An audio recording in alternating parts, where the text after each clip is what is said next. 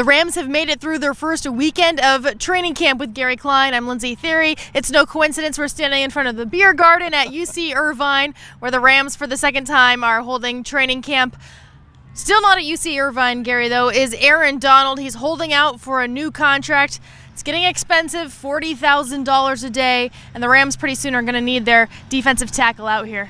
One of the most dominant players in the NFL, not in training camp with a team coming off a 4-12 record and with a first-year coach. So they're at an impasse. The Rams said they had hoped they were going to get this done before training camp. Obviously, Aaron Donald and his representatives are making a statement, but Aaron Donald will be here at some point. He's not going to not report at all before the season. I think it's just a matter of time. Jared Goff, Sean McVay, that's who the Rams would like to see in the headlines if this Donald situation wasn't going on. Of course, it's Jared Goff's second season with the Rams. You heard about his leadership, how he's come out here, he's took ownership of this team. He's also starting to complete some deep passes. He has tried to make a concentrated effort, I think, to show, he's not the most vocal guy, but just with his actions, he has said, this is my team, they're looking to me. So he's gotten some opportunities in this training camp, unlike last year, to throw the ball deep here early. And the first day was kind of up and down. I think today was better. His timing looked better. And I'm guessing as we get closer to that first preseason game,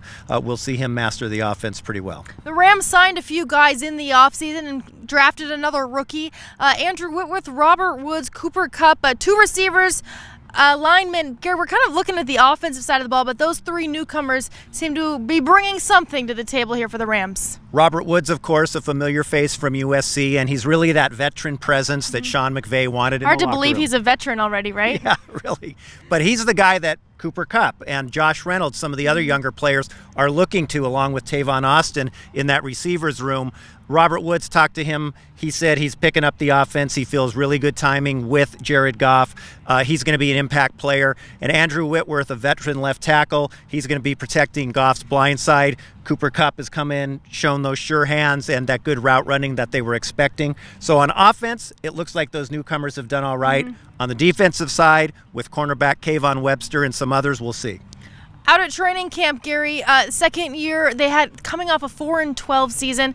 Not quite as many fans as last year, but what's your take on how training camp has looked just from a fan perspective?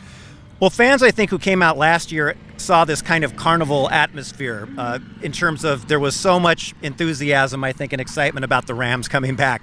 Now they've gone through a season, and now you've got another NFL team in town. So it's a little bit more muted, but I think from the fans, at least the ones I've talked to, what they see is a team that looks a little bit more energized, I think. With the first-year coach, that energy is a little bit different than it was under Jeff Fisher, who'd been in the NFL for many, many years. Keep it on the Times for complete coverage from Rams camp. You can follow Gary on Twitter and Instagram at LA Times Klein. I'm at Lindsey Thiry. We'll see you again from Rams camp.